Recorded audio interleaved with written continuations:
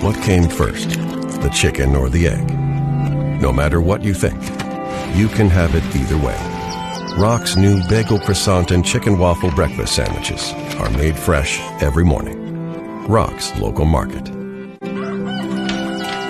Rise and shine. You're gonna be late for work. Good morning, sleepyhead. Have a good one. Rock's new bagel croissant and chicken waffle breakfast sandwiches are made fresh every morning. Rock's local market. Here's to the grown-ups. Your car is now your office, stage, nursery. Sorry, insuring it shouldn't be a headache. Erie, #1 in the nation for highest satisfaction with the auto insurance purchase experience 6 years in a row. And with Erie, you get your own independent agent, not a giant corporate call center or some online robot. You meet with a real person, like this. Your local Erie agent in Martinsburg is Smallwood & Small Insurance. Get a quote at smallwoodandsmall.com. Erie Insurance. Ollie's VIP North Side is the best spot to catch all your favorite teams. Join us Monday for Dollar Wings and Monday Night Football. Thursdays on the patio for the Cornhole Tourney. Friday night lights with happy hour specials, or Saturdays during or after the college games for steak night. Get a ribeye or New York steak for just $26.95. Ollie's has great food and drink menus too, along with 17 TVs to watch any game of your choice from anywhere at the bar or their outdoor patio and fire pit. So stop by and see for yourself today at 36 Veronica Drive in Martinsburg. That's Ollie's VIP North Side. We'll see you for the game. Reva really loved this home. She loved to go out on the porch. Reva had leukemia, and that's what took her life. Reva wanted to pass at home. Hospice of the Panhandle gave me all the help that I needed to take care of Reva and to do it safely. Hospice of the Panhandle let her die with dignity in her own home. Don't wait. Call Hospice of the Panhandle. Mimi and Papa's Dips and More is located at 519 Winchester Avenue, Suite 2 in Martinsburg, and features a wide range of items that you will find for yourself or as great gifts. They carry tasty dips, dessert, and sweet treat mixes, Kitchen Kettle Village jams, jellies, relishes, and pickles, Fisher's popcorn, country home decor, Keeper of the Light candles, and many other gift items. Mimi and Papa's Dips and More is open Tuesday through Friday from 11 a.m. to 6 p.m. and Saturdays from 10 a.m. to 4 p.m. The future doesn't wait. Why should you? Blue Ridge Community and Technical College offers over 60 degree and certificate programs in education, IT, culinary arts, engineering, and so much more. Small class sizes, flexible schedules with evening and online classes, affordable tuition, plus financial aid is available to those who qualify. Now you can go to college. Visit us online at blueridgectc.edu. That's blueridgectc.edu. Stop waiting and enroll today. Looking to get your special someone the perfect gift? How about a dream vacation to see the Grand Canyon? Or maybe visit Alaska? What about Rio, Budapest, or Taiwan? Maybe your dream vacation is on the seas, cruising to multiple destinations. Well, start here with the travel agency of Dream Vacations in George Wisdom. Visit vacationsmiles.com. Vacation Smiles last a lifetime, so allow George Wisdom to provide you the vacation experience you've always desired and deserve. A DUI arrest can have a devastating impact on one's life, your job, your driver's license, and in some cases your very freedom. My name is Harley Wagner. I own and operate West Virginia's only exclusive DUI defense firm. Since 1999, I've been representing citizens throughout the Eastern Panhandle and state of West Virginia charged with DUI. Let my years of training and experience work for you. The initial consultation is free at the Wagner Law Firm in Martinsburg. Phone 304-901-7400 or online at westvirginiaduilawyers.com. At the Berkeley County Health Department, our motto is Prevent, Promote, Protect. Since 1935, our mission has been to provide clinical and environmental services to protect the health of the general public. We're committed to building public health in our community by offering a wide range of services, including blood pressure screening, breast and cervical screening, family planning, counseling, lab testing, and more. We perform health inspections to make sure the restaurants you visit are clean, and we prepare and coordinate plans to respond to all hazards. The Berkeley County Health Department, 122 Waverly Court, Martinsburg. of the state of West Virginia, Patrick Morrisey. A lot of big names have already gotten involved in declaring their desire to run for governor or senator. So what is your political future? We've got the best record by far of anyone who's considering running. At the appropriate time, we're going to step up. But look, I am very seriously considering running for office in 2024, and whether that means the U.S. Senate or governor. I want to make sure that when I do that, we've locked everything down. We're getting ready so that when we come, it's going to be a force of will that folks haven't seen from any of these other announcements. You should expect to see something in 2023. I thought it was absurd to start the process almost immediately right after the election, but I wish everyone luck. I'm not here to say anything negative about other folks.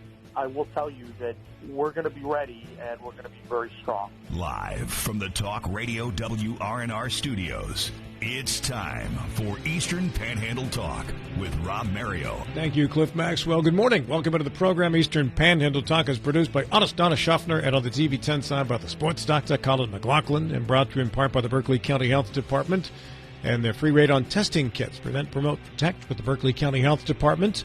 Stop in today and mention the Admiral, and you will get a free radon test kit if you want one. Also, brought to you in part by the Wagner Law Firm, West Virginia's premier DUI defense attorney, WestVirginiaDUILawyers.com. That's how you find out more about the work Harley Wagner is doing. Let's welcome in our sole and exclusive co-host today, the Admiral Bill Stubblefield. Sir, how are you?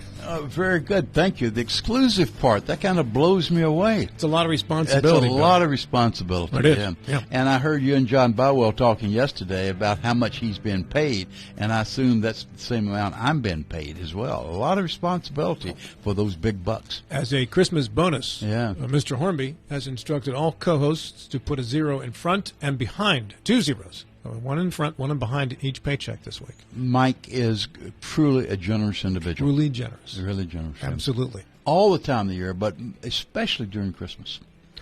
Well, you know, how can you not be? We have got some ice headed our way overnight tonight. Bob Cookin's forecast calling for some freezing rain, maybe some ice accumulation. And they're saying the same thing out of Washington, D.C. and the Shenandoah Valley along the I-81 corridor. So anything that you have to do tomorrow morning, you should probably try to do this afternoon if you can, because tomorrow morning's commute could be a little difficult. I think so, yes, and I don't have to get out, so I'm not going to get out tomorrow. This threatens the Admiral's breakfast that you do every Thursday morning. Yeah, you may not be able to do it. Our political discussion breakfast, which I think is one of the highest parts of the week for me. I enjoy the individuals. I enjoy our discussion. We lay it all on the table, if you will, and but nobody ever gets angry. Nobody gets mad. So it's an engaged discussion, which we used to have a lot more of those. We don't have them too much anymore, and I miss that. Well, they had one last night in Martinsburg as part of an educational open forum that the folks from the WVEA and the AFT of West Virginia have been hosting throughout communities around the state. Last night was Martinsburg's turn, and Fred Albert, who is the president of the American Federation of Teachers West Virginia chapter, joins us via telephone. Fred, good morning. Thanks so much for taking some time to call us today. Good morning, Rob, and good morning, Bill. It's good to be with you. I did make it home safely last night from Martinsburg. That was a great experience for me. Wonderful part of our state, and I so enjoyed being there. But thank you for having me on this morning. Absolutely. Fred, how was the turnout last night? It was great. It was probably the largest turnout of these 5 that we've held so far. It even surpassed the crowd in Charleston. We had 50, I think we ended up with 52 people, 53 in Charleston. And in Martinsburg last night, we had over 56 people there. And it was a great turnout. I like what Bill said about engaged conversation.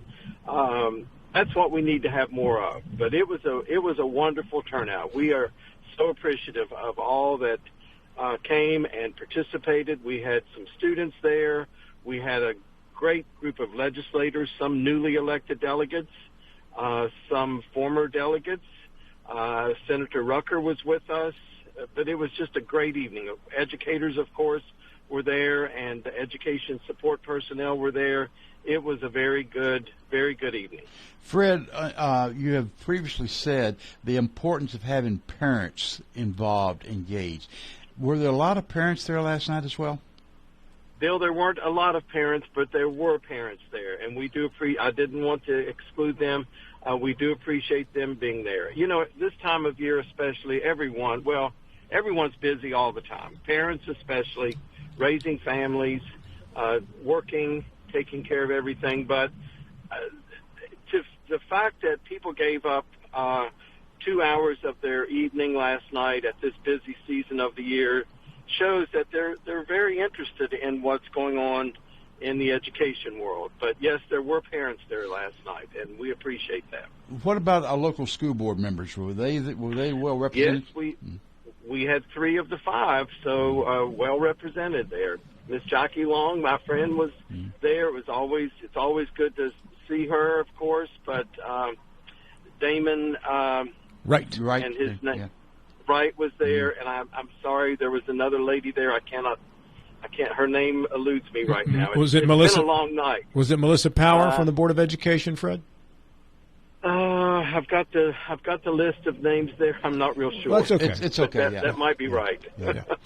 Fred, so in regards to how this went, were there presentations made where questions were being welcomed, or was it done in a different format? This is the format. We have 3 primary questions that we handed out that we had formulated. And the groups were asked to answer those questions individually. Number 1 was what do you think our schools, our teachers and students need? What type of support to improve student achievement? That was the type of questions we asked. There were 3 major focus questions that we presented. Each participant was asked to answer those questions individually, and it was timed, and then discuss them within their group, and then report out of one commonality of each group what an answer to those questions.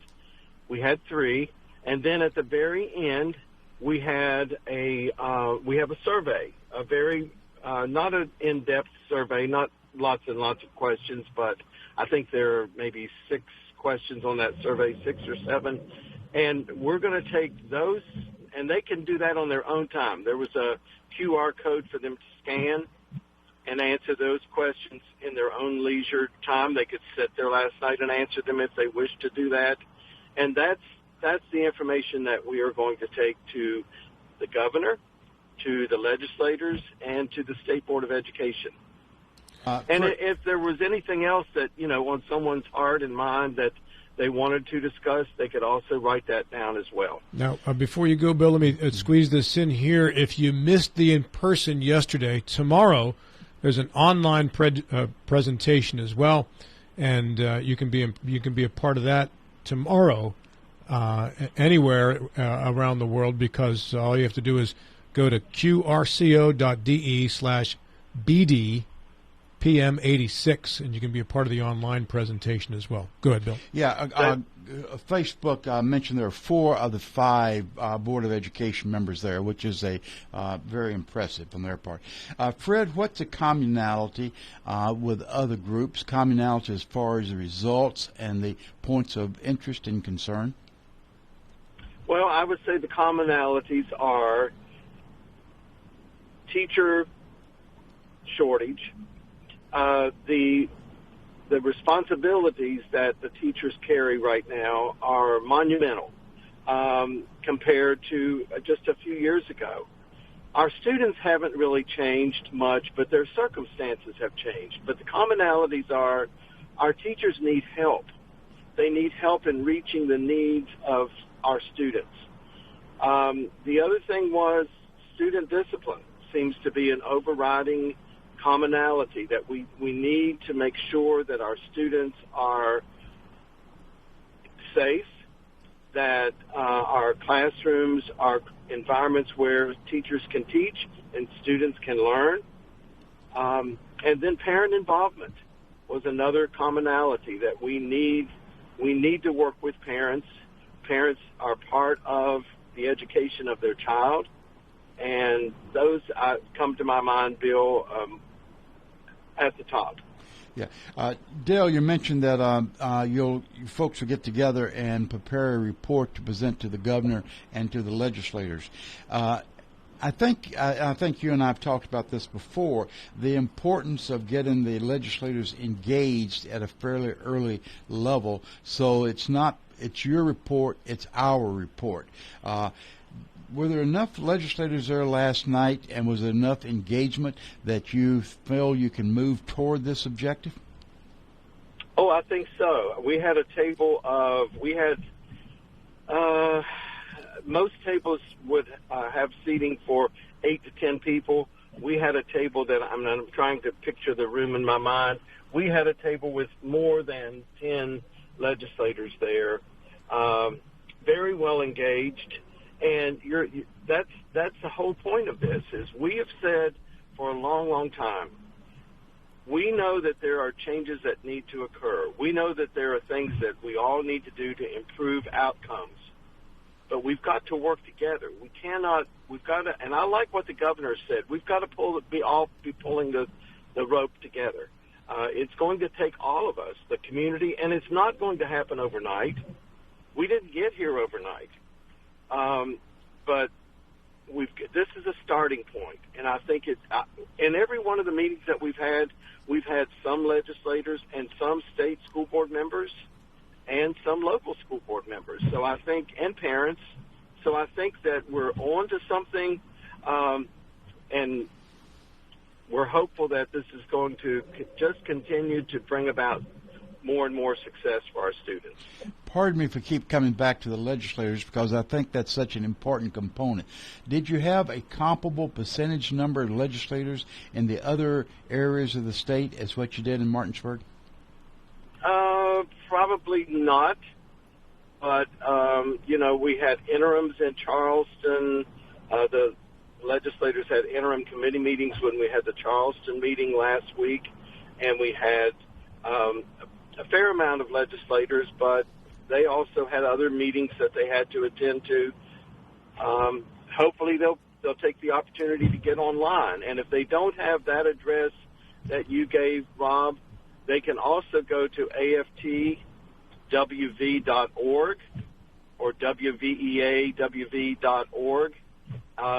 That address to join us tomorrow night in the virtual forum is also listed on both of our websites. Yeah, your way would be easier than my way, Fred, because the letters and numbers I gave out. That's what I was thinking as well. So very forgettable. aftwv.org or wveawv.org. They'll find the invitation for tomorrow evening on our websites.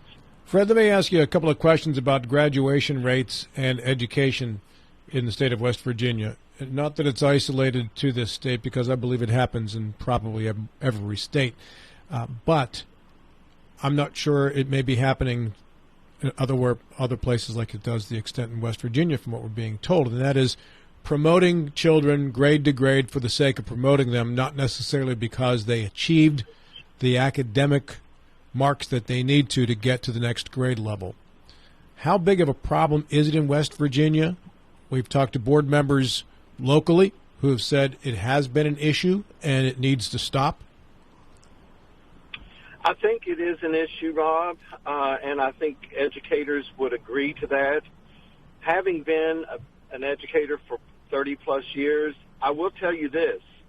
Unless it happens early on in a child's educational journey, you're setting the child up for future failure, in my opinion, because the success rate of retention, and this is not me talking, this is from statistics, the success of retention in older students is not very good.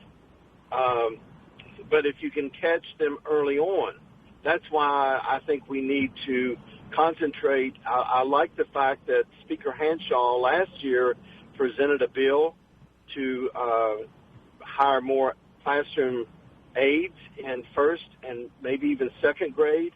I think that would help tremendously with the early childhood grades, because we know that reading is key. We've got to make sure that our children are literate. But retention is, I've retained a few students in my career. It's never easy. And I can tell you it's not very successful, because many times if they didn't perform very well the first time around, for whatever reason, whether maybe it was lack of parental support, it doesn't work very well the second time around either. We've got to do something different. Fred, one more on that, Bill, if you don't mind. How difficult is it to adjust the curriculum to put more of an emphasis on reading at those grade levels, since we know it is so critical to future academic success, as opposed to being able to find Charleston on a map, for instance? Right. I don't think it's that difficult, actually, because we can teach reading in all areas of the curriculum, in every subject matter. You have to read in math. You have to be able to read in social studies and science. So you can teach reading in every, part of the curriculum. I don't think it's that difficult. But what we have to do is make sure that we have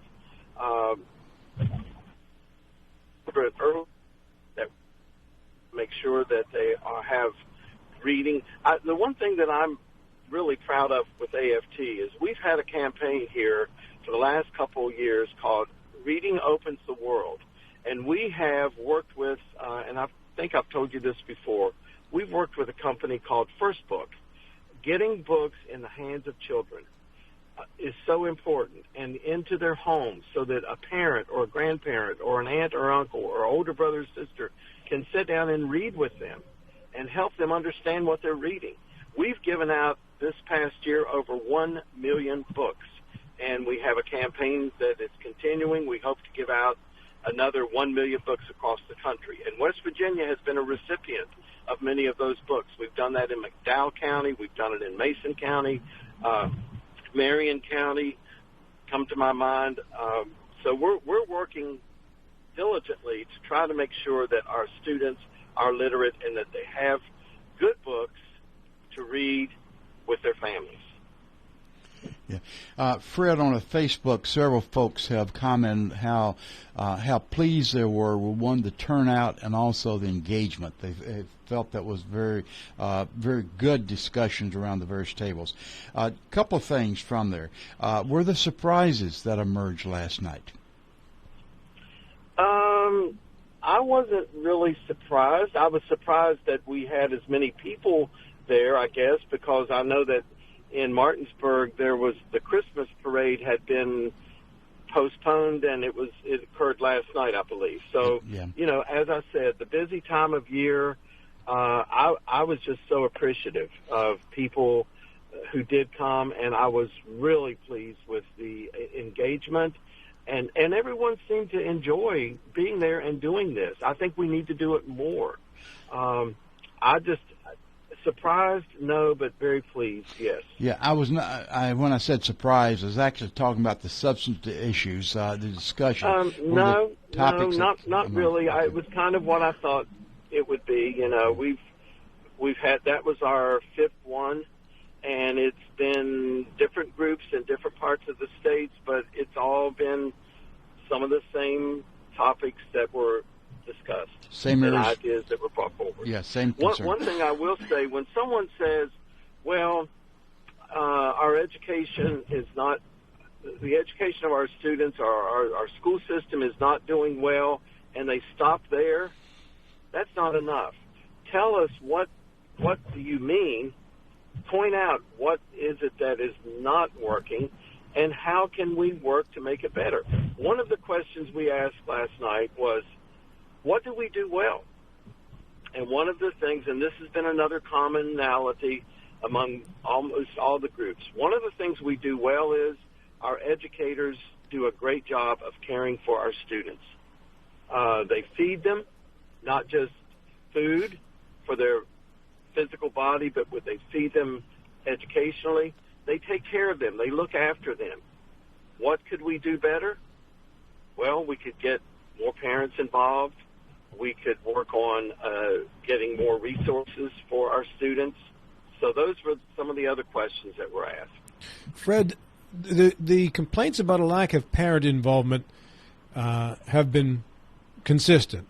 And I'm wondering if we need to find a more creative way of getting parents involved. The traditional way has been to say on Tuesday nights between 6 o'clock and 8 we have parent-teacher conferences, or Wednesday morning between 10 and whatever. We make the parent come to the school. Can we go to the parent? And by go to the parent, I don't necessarily mean physically go to somebody's house, but can we arrange for telephone parent-teacher conferences or Zoom parent-teacher conferences?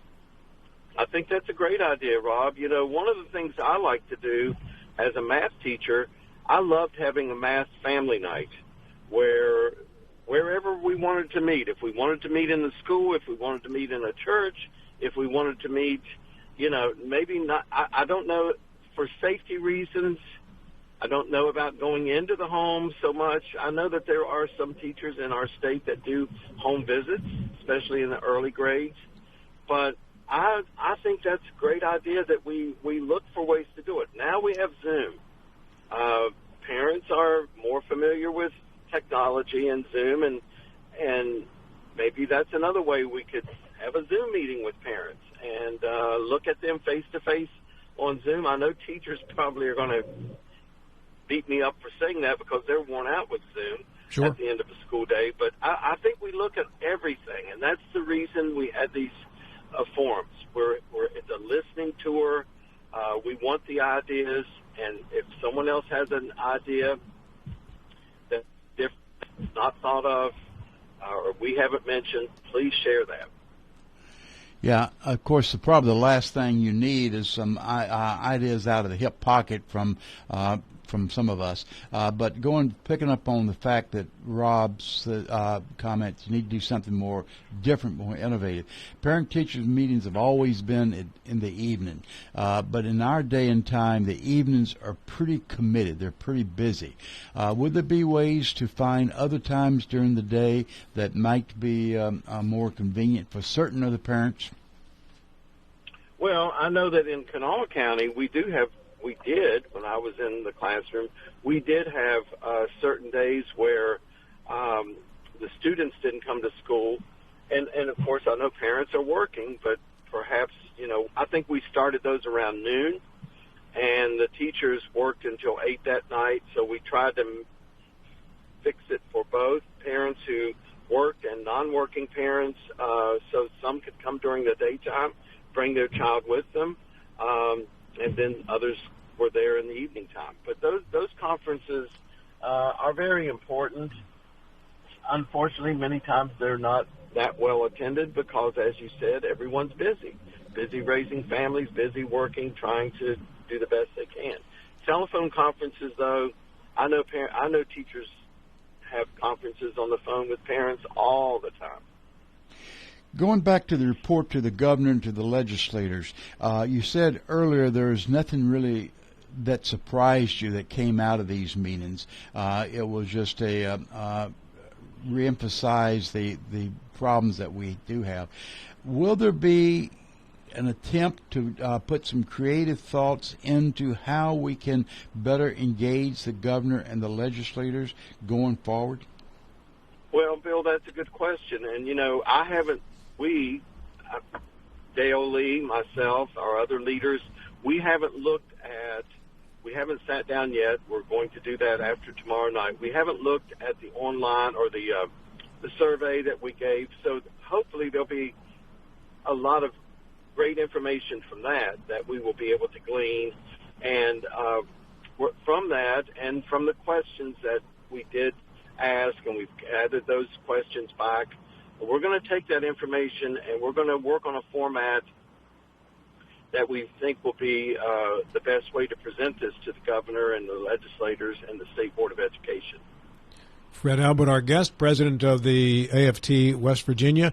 Fred, what legislators give you a sympathetic ear on the Republican side, if any? The Democrats are obviously of no help to you because they don't have any numbers in Charleston. You need help from Republicans. Who can you talk to that is sympathetic to public education and the ideas that might come from teachers and the unions? I think that most of the legislators who were there last night are from the Republican Party. But, this is a nonpartisan issue. I think we all need to be in this together. We need to put the R's and the D's and the I's aside. I will say that I was very appreciative of Senator Rucker being there, and I noticed that she was taking very copious notes. While Senator Rucker and I don't always agree on everything, no one does. But she's a nice lady, and she's always been very, to me, she's been welcoming most of the time and easy to talk with. She listens and doesn't always agree, of course, but that's what this is about, is listening to one another. And if you listen to someone, you just may open up and learn things that you'd never even thought of before. So I found all of the legislators there last night, and I don't know all of them that well. I know especially the newly elected ones. I hope to get to know them better here in the next month when we start the legislative session. Dale Lee from WVEA and myself, we will be there every day, and we will be available to meet with them, and hopefully they'll be open to listening to us and having great, engaged conversations. Bill, any final thoughts for Fred? I think that from what I could gather last night, I think some of them are seeing what teachers are facing, what our service personnel are facing, pretty sympathetic to it, and they want to help also. That's my hope anyway. Fred, I want to thank you for taking this step. We all realize something has to be done. It's much better to do something collegially and on a common path than it is on several divergent paths. So hopefully the communication doors that you've opened will bear fruit and can prepare something for the governor, the legislature, and State Board of Education then everybody can get behind. So thank you very much for the effort you've made.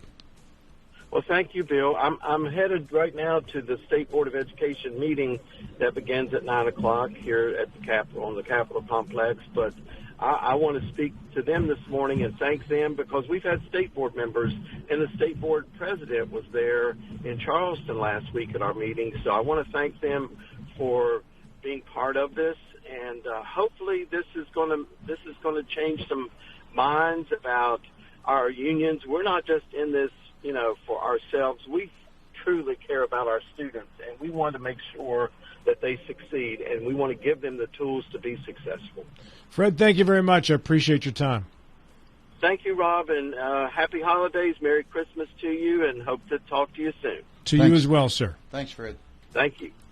Fred Albert, president of the American Federation of Teachers, West Virginia. There is Solutions for Success virtual meeting to wrap up the forums tomorrow. And again, if you go to the West Virginia American Federation for Teachers chapter website or the WVEA West Virginia website, you can find that link and find out more about the virtual meeting tomorrow. This segment of our program brought to you today by the law offices of Sutton and Janelle, attorneys at law, full service law firm helping individuals, families, and businesses with all their legal needs at 224 West King Street, Martinsburg. You can find out more at suttonandjanelle.com today. Also brought to you in part by our friends at the Berkeley County Health Department and by Miller Honda as well, 834.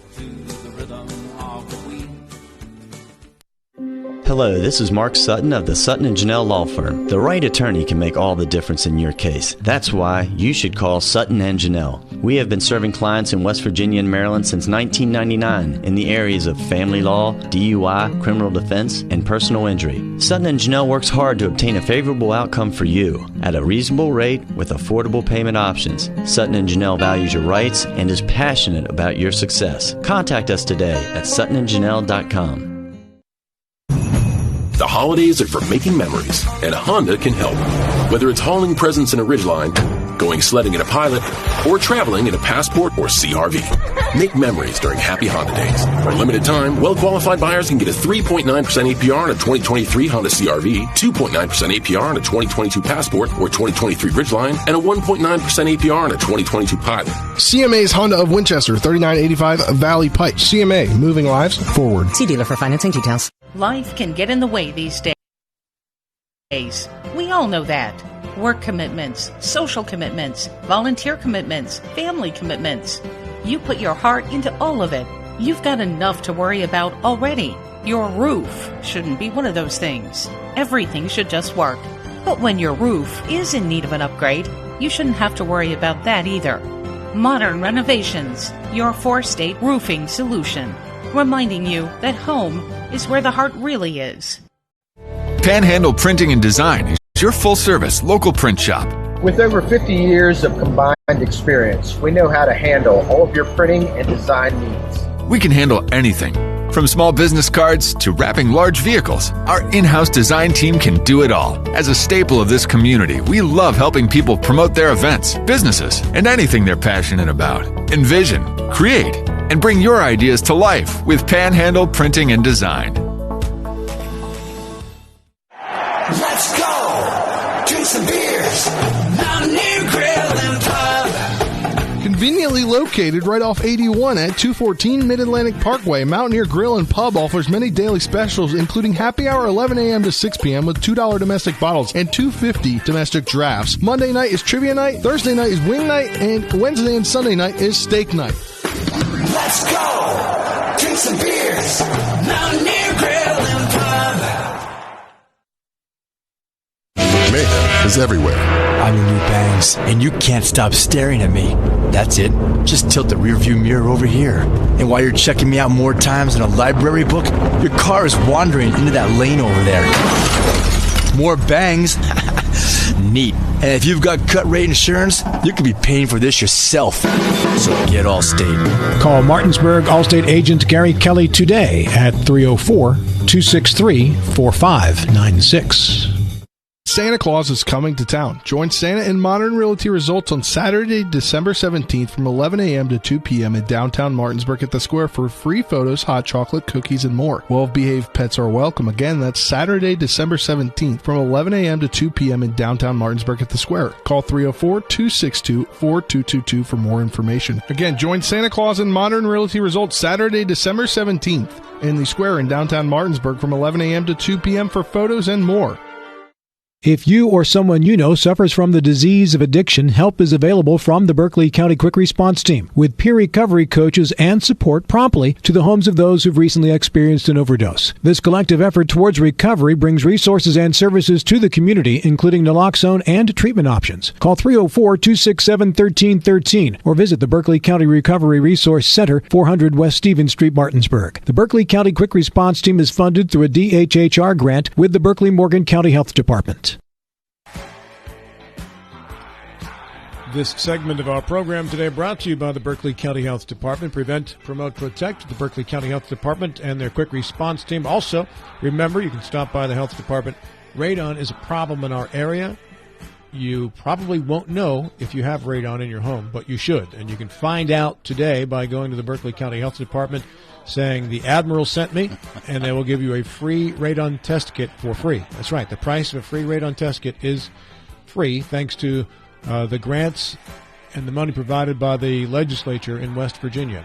Also, this segment brought to you in part by Modern Realty Results, Larry DeMarco and Company, with their sweets, treats, and pictures with Santa on Saturday from 11 a.m. until 2 at 101 West King Street in the town square. You'd have free Christmas sweets, treats, and pictures with Santa, and well-behaved leashed pets are welcome, too. I presume you could get your dog's picture with Santa. It's what every dog wants.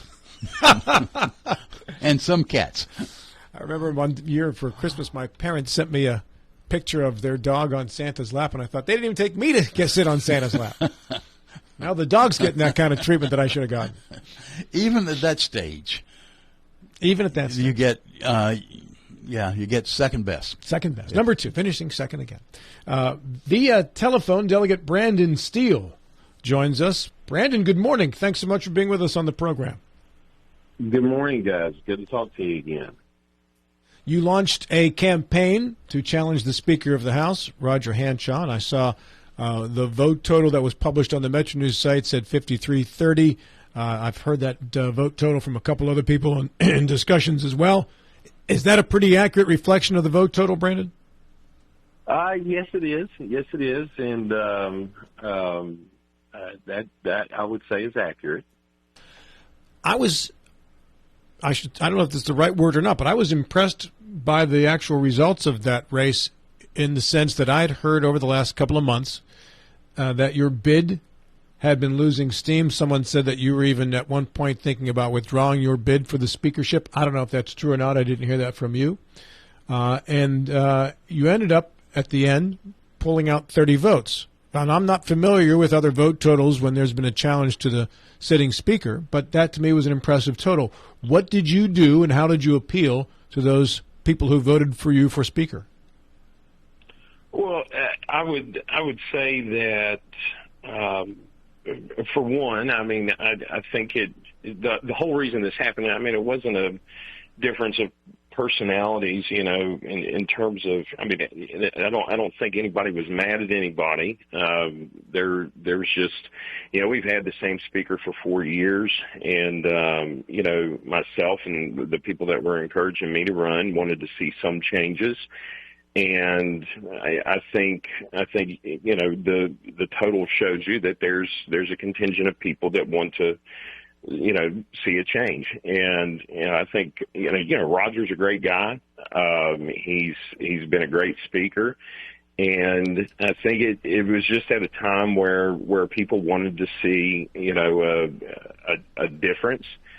And I think during it, he had to make some changes. He did make some changes that I think are ultimately going to be positive. I mean, I don't know everything that's been announced outright, but I think it's been talked about pretty openly that the majority leader and the majority whip are going to change. You know, I believe Eric Householder is going to become the majority leader, and I think, you know, you guys probably know him pretty well. Mm-hmm. I'd say he probably comes on your show every once in a while, and he's a pretty conservative person. And I think, you know, from the people that were encouraging me to run, there was just a hunger to see us, you know, move to the right a little bit. I mean, you look at the election statewide, you got 88 Republicans in the House now, you got 31 Republicans in the Senate, and I think not just the people that are elected, but the people that elect us want to see West Virginia pursue some conservative policy. And it's not to say that, you know, we were doing anything wrong before this that prompted this. It's just, you know, and this is what I kind of told folks, you know, we've achieved some great things in the last 4 years, and this isn't saying that we haven't. It's saying that, you know, we felt that we had plateaued, and in order to climb that next peak, we felt there needed to be some changes, and the speaker made those changes, and I think that in the end was something that was worth achieving. So, obviously, anybody that runs for speaker and doesn't win is going to be disappointed. But at the same time, I think that the House is set up now going forward that we're going to be pretty successful in pursuing some of those conservative agenda items that we felt we were just out of reach with the leadership setup that we had. Now, I have complete faith that, we'll go forward and continue to pursue those goals. Brandon, would it be fair to say that among the Republicans, the 88 that are there, probably most are fiscal conservatives, but some are more socially conservative than others, and you were leading more of a social conservatism movement than perhaps what the speaker was providing at the time? People have termed it that, and I would say that Rogers never shied away from a socially conservative issue. Not that I've really seen. I look at it this way. I think it's pretty amazing that we had the challenge that we had when you have a speaker that's passed over 4 years the most conservative policy agenda in state history over a 4-year period. And that's impressive. I think that the support I had did mainly come from people that were wanting to see us pursue that more conservative agenda. But it's not to say that Roger wouldn't either, and I think that it's kind of healthy at times for us to have this leadership discussion, at least amongst the body. And the big question is coming out of it, and I've had people ask me, is this going to lead to a fractured house? With your, 30 supporters, that's a pretty large contingent. Is there going to be trouble? Absolutely not. I've talked to a lot of folks, after the race that say, hey, look, this is a policy, ideological, debate, discussion. It was never about, personal animus or anything like that. All of us in there, I would say by and large, like one another and work well with one another. This really boiled down to a policy debate. And I think if we hold it that way and remember it that way, then we're going to be able to go forward and work together. And I think that's the positive thing about it, is being able to have this, which, has the potential to be destructive, I would say, but I think, as someone that was pursuing it and someone that lost like me, I've got a responsibility to look at everybody and say, hey, we're still going to pick this up and move forward. Roger's going to be the speaker. So, I think that's you didn't really ask that question, but I think it needs to be said that, this doesn't signify a broken house. I think that we're going to come together and really work towards achieving some great things. Yeah. Good morning, Delegate. Can you be specific in some of the programs that you'd like to see that would make West Virginia even more conservative? That's Bill Stubblefield, by the way, Brandon. Okay. Oh, absolutely. Tax policy, for one, we've enacted some, tax breaks and so forth that have helped out the coal industry, that have helped out, various other industries. But, aside from the cut in Social Security tax, we were called in by the governor to pursue an income tax break. And, of course, the Senate has their difference of opinion on that. And there's a little bit of a difference of opinion in the House between both the Senate and the governor's position. And it's my hope that we can do broad tax reform that's going to impact the individuals out there that are going to work every day and leading what many of us would say is a normal life. And providing that broad tax break, we can only go around so long talking about these record surpluses without addressing spending and without addressing income tax breaks of returning that money to the people. And I think, looking at some of the moves that are happening in the House right now, that's something that Eric's been very passionate about, householder. And I think getting him in a position where he can have the bargaining power that he needs to work with the governor and the Senate to come up with something, I think we can see some positive stuff there. So it's not just social conservative issues. I think there's some other ones out there. Campus carries avoided us for 4 years, and we've not achieved that goal. That's something that we're very passionate about. We have governor's executive powers out there that I think, that'll probably happen within, a blink of an eye of us getting into session, the way the Senate is signaling that they want to run that bill. Other issues would be, one of the things that's come up, I'm sure most of you have seen the graphic. 10 years ago, there was only 2 clinics in the country that dealt with transgender or gender dysphoria issues with minors. Now there's over 197, and we have seen out of WVU medicine an inclination to pursue that type of treatment, and we want to follow suit with several other states of banning that and stopping it. And those are some of the tougher issues that are have avoided us, or maybe we've not seen a motivation to pursue. But I think with some of the changes that have been put into place, I think we're going to see that. You mentioned personal income tax, and there's been a couple of arguments made. President Blair has said as much as 50%, and Delegate Household has been saying around 20-25%. Do you have a position anywhere between those two? I do. I would say that one of the things, coming from the South that I'm very aware of is an overinflated severance tax, driven by market prices on coal and natural gas. And whatever we do, the last thing we want to do is turn around in a couple of years and come back and say, hey, we're going to have to dial that back a little bit. Eric, over the last few years, has put forward a very measured approach that I think is something that's a lot more achievable. And I may have said this to you guys before. One of the things I've learned in government over 4 years is the American system of government, and a byproduct of that being the West Virginia system of government, is intentionally designed to resist broad, fast change. And bold moves are things that, grab headlines. But when you talk about trying to get a piece of legislation through a 100-member House, a 34-member Senate, and then a governor's office, and then to, withstand scrutiny by the courts, you have to look at doing something measured that is not going to shock the system and give people time to adjust, whether that be, the government itself adjusting to less revenue over time, or, folks in the business community being able to adjust to rapid changes.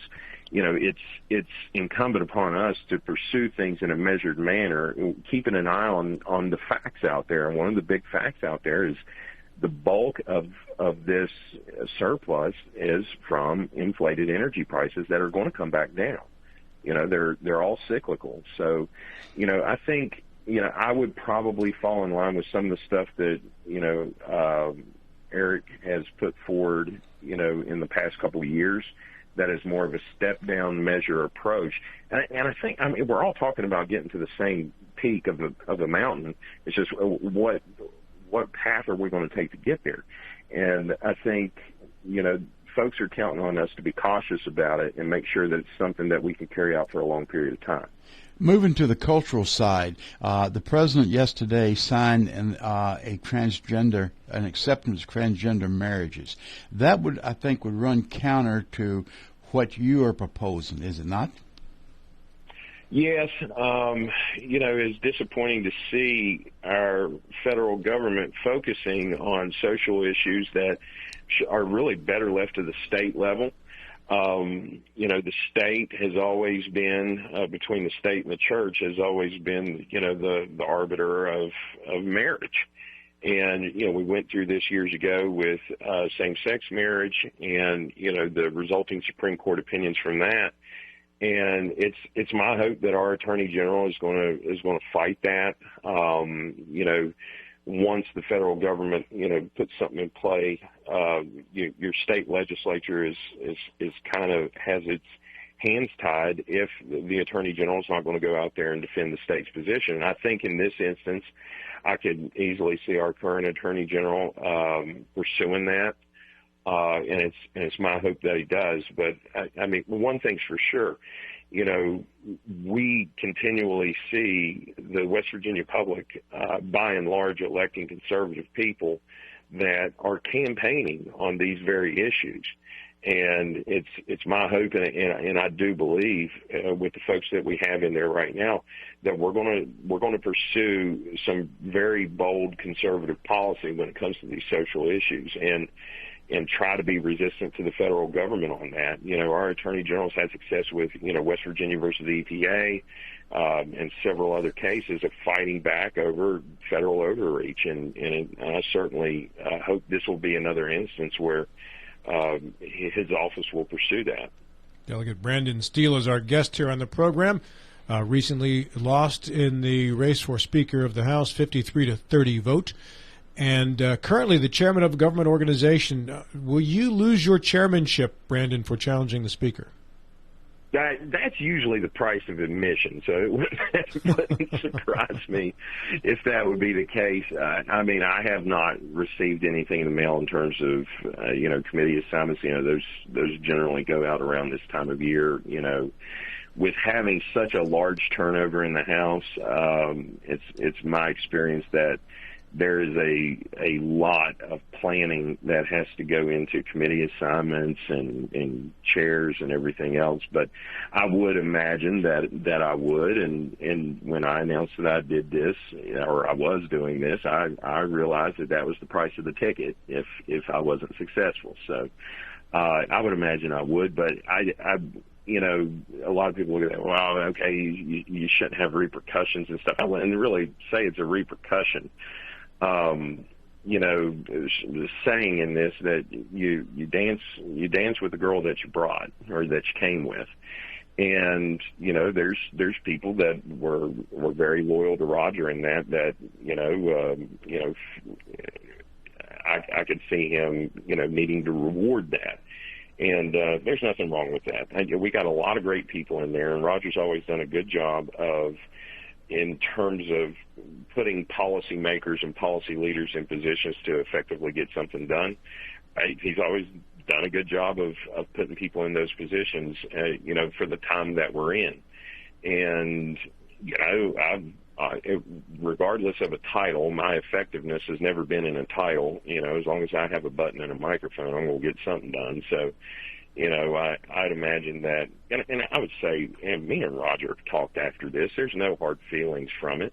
And I've never seen him do anything that was vindictive or anything like that. I would imagine that he's going to take a look at things and put me in a place where he feels that I can be effective. And there's a lot of policy goals that I still want to pursue, whether that be, we have judicial redistricting coming up or judicial reappropriation, where we're looking at the number of circuit judges in the state and how many are in each circuit.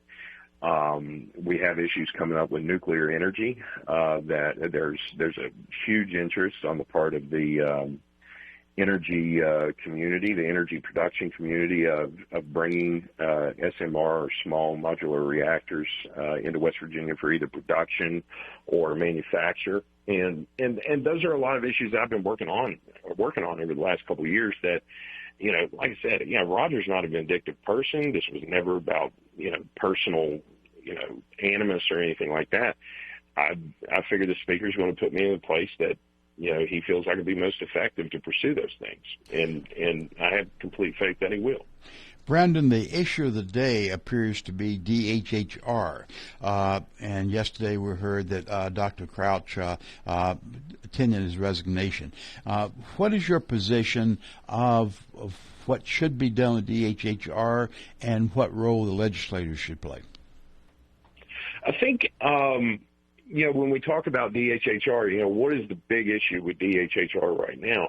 And I think all of us would agree it's dealing with the fallout of the opiate crisis and dealing with the fact that we have over 7,000 kids in foster care right now. So when we're talking about DHHR, we're not talking about the folks that are, in the unit that inspects x-ray machines. I mean, we're talking about CPS. And we have a great Bureau of Social Services director in there, Jeff Pack. He's a good personal friend of mine. He left the legislature to go take that over and deal with it. And talking to him as a friend, I mean, we're dealing with recruiting issues. We're dealing with retention issues, some of it driven by pay, but some of it driven by the simple fact of the matter is that they are on the front lines of a battle that we're clearly losing for the heart and soul of this state. And is government the solution to a people that lose their care for their kids? I think government can play a role in supporting that, but thinking that we're going to be able to divide DHHR and split it up, and all of a sudden the cancer is going to be gone. I mean, we're not dealing with the core issues, and the core issues is it is not an attractive job to work as a social worker. It's low pay. You could probably go out to, Sheetz or Little General and make the same amount of money, have the same kind of benefits, and have a lot less headache. You're not getting called out at 2:00 in the morning to take some kids out of a bad situation with parents that are drug affected. So until we deal with those core issues of making it attractive to be a a social worker or a case manager working in that office. Just dividing it and creating more government, I think, can exacerbate the problem, because one of the things I'm not going to do is support just an abject, division of what I would call a monolithic. I mean, this thing is huge. DHHR is by far the largest agency that we have, and I'm not going to support just dividing it for the sake of division when we're not dealing with core issues. Making it an attractive career that people want to stay in. And I think there's some things we can do for that are beyond pay. And, providing respite to workers so that they have the capability to step back from that position and recharge, doing things with their pension that are more akin to law enforcement. Like, do you really want to work as a social worker in that environment? And, you come in at 23, 24, 25 years old, and your prospect of retirement is age 62 at a minimum. We've got to do things that encourage people to stay long term as they're building knowledge and they're building rapport in the community. We're losing these folks. I can think of down here, it's probably one of the best social workers I ever worked with. She was only there for 2 years in DHHR before the federal government pulled her away as a federal probation officer, making a tremendous amount more money. So I think there's a lot that we need to do internally before we get down to just split this agency up and you have an additional set of executive pay, an additional set of support personnel, and we never really dealt with the internal issues going on in DHHR to begin with. Brandon, I appreciate your time this morning, and last thought is yours, sir. Well, guys, what I would tell you is, what I've told everybody is, and I think I've said it before, in this interview that we've had, and we're going to be good going forward. This was never about having bad people there. It was about having different ideas and discussing those. So, it's my goal to be supportive of the speaker going forward and be supportive of what I can be, for the next 2 years of getting good things done for West Virginia. I mean, at the same, we all want to get to the same peak. We just have a different way of getting to it. And we've got to coalesce together because, what's clear is the people gave us a mandate, 88 Republicans in the House. They're expecting great things to be done. So I'm excited to be a part of that. And I think we will go forward and achieve some good things. Delegate Brandon Steele. Hey, thanks so much. Appreciate your time this morning. All right, guys. Thank you. 9:02. And up next, I think a very interesting segment with Nigel Wainwright. He was a British police officer living in West Virginia now with some amusing takes on things. And we'll meet him in just a moment here. This segment of our program today brought to you by elder care attorney Danny Staggers. If you or a loved one are concerned about going to a nursing home and losing assets, contact elder care attorney Danny Staggers today at 304-267-3915. Special Needs Trust, Elder Law, and Estate Planning with the Danny Staggers Law Firm. This is Talk Radio, WNR Martinsburg, and TV 10. Do you have someone in a nursing home? Or are you worried about somebody you love going into a nursing home? The law firm of Daniel Staggers can protect your assets. Call the law firm of Daniel Staggers today at 304-267-3915. The Daniel Staggers Law Firm does elder care law, estate planning, and special needs trusts for disabled children and family members. Visit the Daniel Staggers Law Firm for your initial free consultation at 133 East John Street in Martinsburg. The Daniel Staggers Law Firm, when you need asset protection for you or for a family member.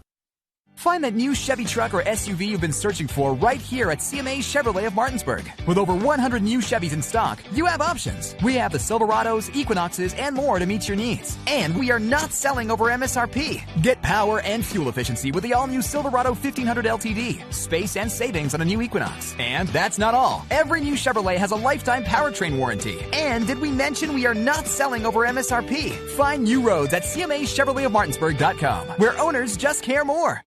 Unplanned pregnancy, Obamacare, Care can help. Located at 319 South Raleigh Street in Martinsburg, Obacare Pregnancy Resource Center provides free and confidential medical services, including pregnancy testing, ultrasounds, and options education. An appointment at Obacare includes a private consultation with a nurse where you can ask her any questions to help you make an informed decision. Call 304-726-6582 or visit abbacare.org.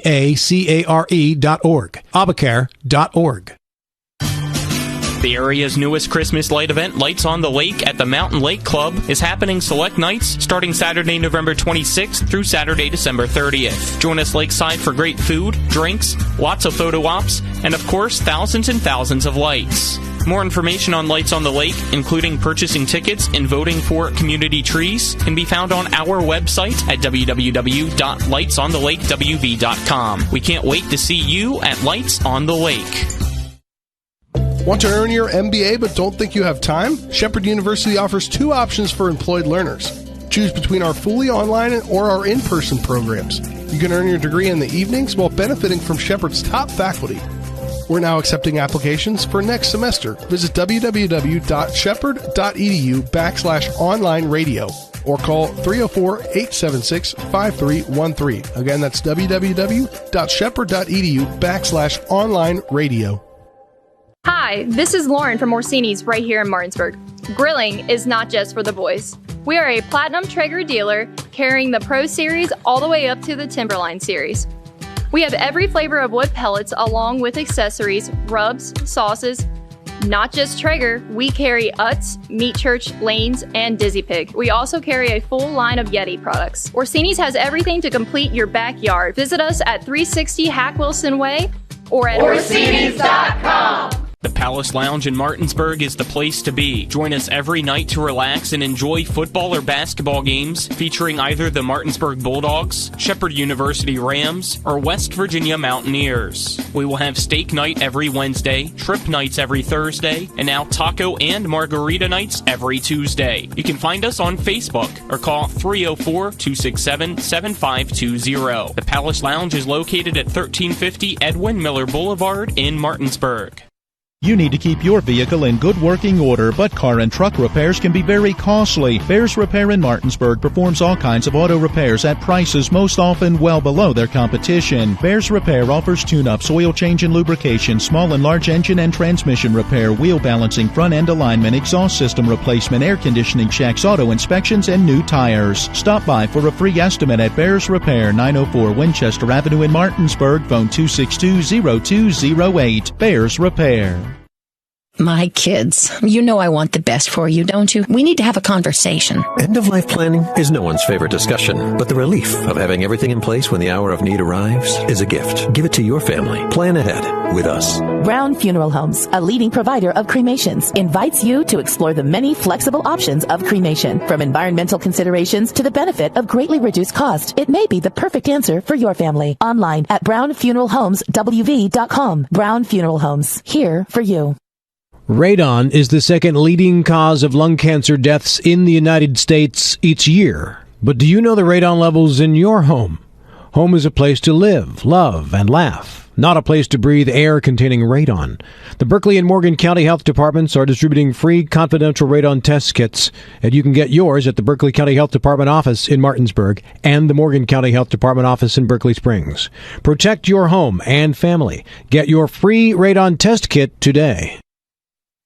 The Attorney General of the state of West Virginia, Patrick Morrisey, a lot of big names have already gotten involved in declaring their desire to run for governor or senator. So what is your political future? We've got the best record by far of anyone who's considering running. At the appropriate time, we're going to step up. But look, I am very seriously considering running for office in 2024, and whether that means the U.S. Senate or governor. I want to make sure that when I do that, we've locked everything down. We're getting ready so that when we come, it's going to be a force of will that folks haven't seen from any of these other announcements. You should expect to see something in 2023. I thought it was absurd to start the process almost immediately right after the election, but I wish everyone luck. I'm not here to say anything negative about other folks' I will tell you that we're going to be ready and we're going to be very strong. Live from the Talk Radio WRNR studios, it's time for Eastern Panhandle Talk with Rob Mario. Thank you, Cliff Maxwell. Good morning. Welcome back to the program. The second hour of Eastern Panhandle Talk is produced by Honest Donna Schaffner and Miranda Costello, who, if you combine their names, Bill, they become Madonna. Miranda and Donna. And so you got, like, for the rest of this week, Madonna producing the show. Okay. Where does Bumper come in? How do you mail that in, part of it? Well, since you invented that name, I didn't want to give you credit for it by constantly using it. So I came up with my own nickname to meld Miranda and Donna into Madonna. They, in a lot of respects, they really are a Madonna. Yes. And also on the TV 10 side by the sports doctor, Colin McLaughlin, and brought to you in part by the Berkeley County Health Department with their free radon test kits. If you walk in there today and you mention the Admiral sent me, you'll get a free radon test kit. Today also by the Brown Funeral Homes and Cremations, Robert Fields and Sons, a full-service family-owned funeral home proudly serving our area since 1880. Delegate Don Forst, who's on Health and Human Resources, will join us at 9:35. More on the DHHR situation that continues to unfold in the state capitol. In this segment, we welcome in Nigel Wainwright, who was formerly a British police officer in the town of Essex in England, and got a couple of different texts. A couple of different people reached out to me, including Nigel, that said, hey, you got to get Nigel on your show. He's a funny guy. He's got a lot of amusing anecdotes and observations that I think you'll enjoy. So, I bring to you, with all appropriate fanfare and introduction, ladies and gentlemen, Nigel Wainwright. Nigel, good morning to you. Come on closer to your microphone so we can all hear you nice and clear. Good morning. What a fantastic opening that is. How am I going to follow that? I did my best. Hey, man, first and foremost, how did you find your way to America from being an English police officer? I met my wife, my second wife, in Washington, D.C., would you believe, on a vacation. Mm-hmm. We chatted to each other for the next couple of years, and then we started commuting backwards and forwards across the pond to visit. And after a while, I said, this is getting too expensive. We might as well get married. So we got married. We lived in England for a couple of years, but my wife has family in Towson, and she wanted to be near her family. So I said, hang it, let's go and live in America. And here we are. And how did you end up living in West Virginia? Well, my wife's family live in Towson, and as much as I love her family, we wanted some space for us. Sure. So we bought a house in Martinsburg, where property is a lot cheaper than Maryland, as you know. Yes. So we're near enough to be available, but not so near that they can't live their lives without our interference, and vice versa. More than vice versa. Yes, vice versa. more than that, I'm sure. And then how did you find out about this program? A friend of mine from the church, Pat Murphy. Yes. He said, you're good, you know how to talk, you've got some funny stories. How about going on the radio and talking to people about your life as a police officer? I said, yeah, sure. Well, Pat was one of the first people, I think, who provided me with your name and phone number and said, you got to get this guy on your program. And I'll never forgive him. Bill, in your travels around the world, did you spend much time in England? I've spent quite a bit of time in England. Also, Nigel, you're the second Nigel Wainwright that I've met. There was the governor of Turks and Caicos Island back in the mid '60s, late '60s. Nigel Wainwright. Oh, no relation to me. Well, he was a gentleman in every regard. He'd been a nice person to say he's my relative. Oh, well, there you go.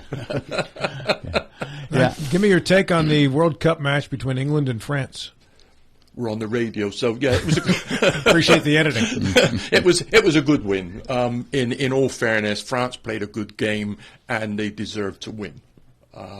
As much as it hurts me as a Brit, but yeah, sure. They deserved to win. Yeah, it's quite the rivalry between England and France. There's a lot of wars dating back over the years. Well, we've been fighting one another for 1,000 years, one way or the other, so yes. I think you can go back to 1088, if memory serves right. Battle of Hastings was 1066. 1066. Yeah. Where did they get 88? No, John, you're the Brit, not me. Okay, 1066. Yeah. Okay. 1088, 1066. Yeah. What took 22 years and 2 centuries? So. Yeah, what's the difference? So how did you end up getting into law enforcement? I'd always wanted to be a policeman, and then my my father, who was not very pro-police, said, why don't you go into being a chef? Because I like cooking. So I went to catering school for a couple of years, and I thought, catering is every weekend, every evening, no holidays. So I thought, that won't do. So I went and joined the police service, where I worked every weekend in holidays and nights. But I enjoyed it. It was a whole different life for me, and I enjoyed it all. Is policing in England any similar to policing in America? No, in as much as we don't have guns. British police officers, as a general rule, do not carry guns. There's armed police officers at the airports and the railway stations and Parliament places, but the actual bobby on the street doesn't have a gun. Did you ever carry a gun? No. A shift that I was in charge of were all authorised firearms officers, but I wouldn't. My take on it was that if it came to the day to pull the trigger, could I do it? And you can't afford to make a mistake. And I thought, could I live with myself if I took someone else's life? And I thought, I couldn't do that, so I didn't. How strict is gun control in England as compared to America? Very strict. There are no handguns in England. You can't legally own a handgun at all. If you want a shotgun, you can have one provided you haven't got a criminal record. If you want a long-barreled gun, you've got to be a member of a gun club. It's got to be locked up with the ammunition and the fire mechanism separate to the gun.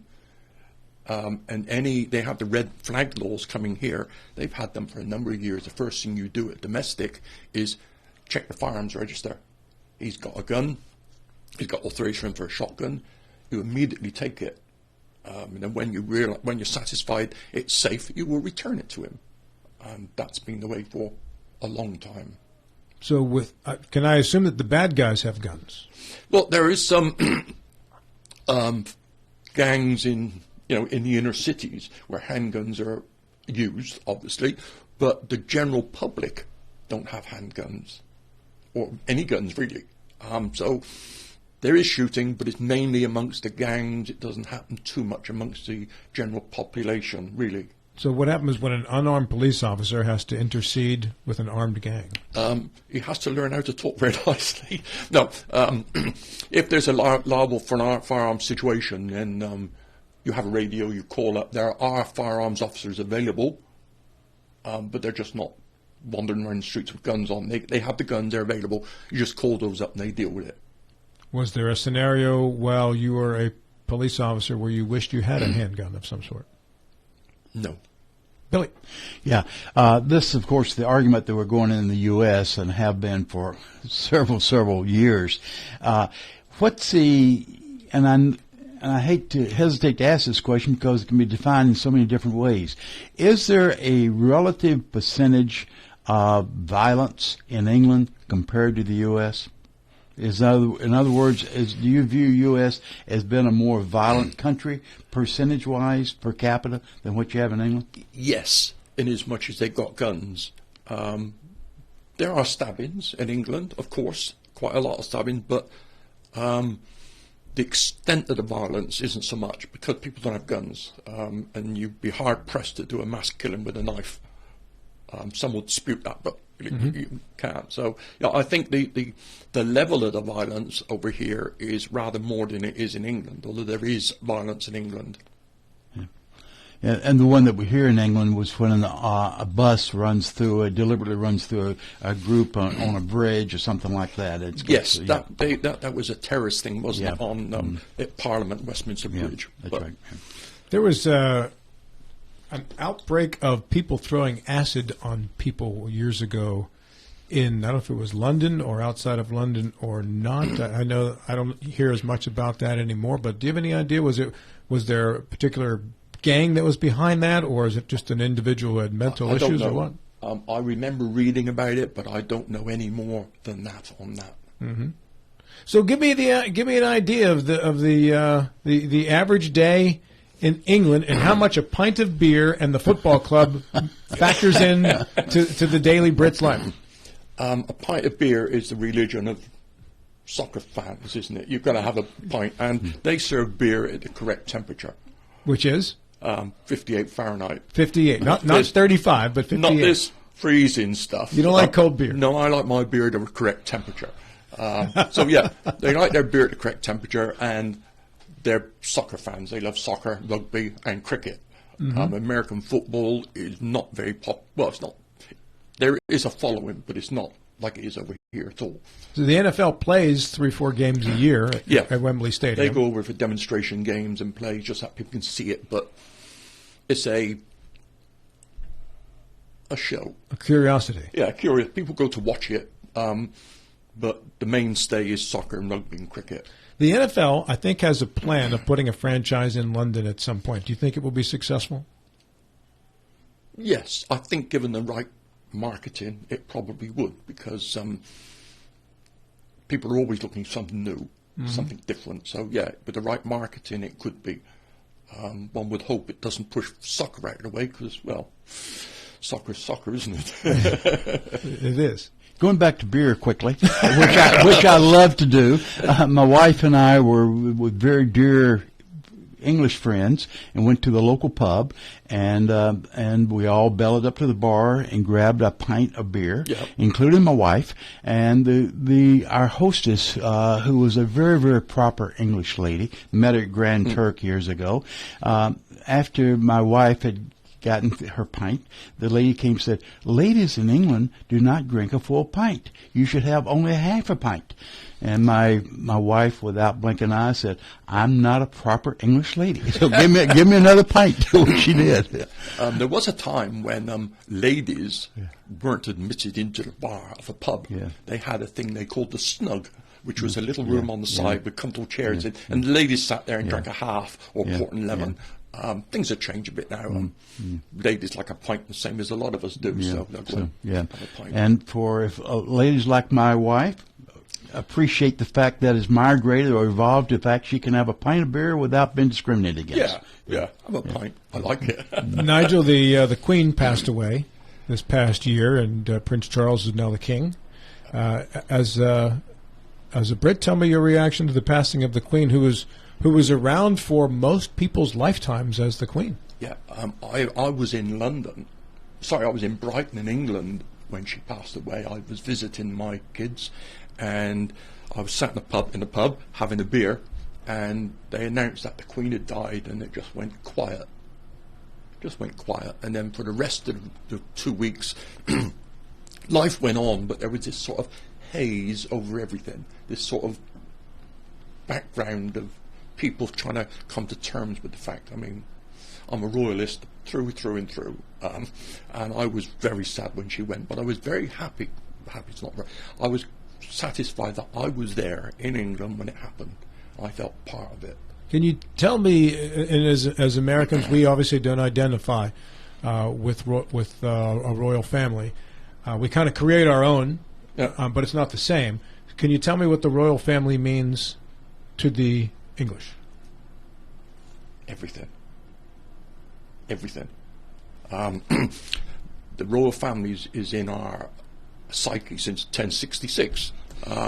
We've always had a royal family, and they're like our family. Yes, they got their faults. Every family's got a problem.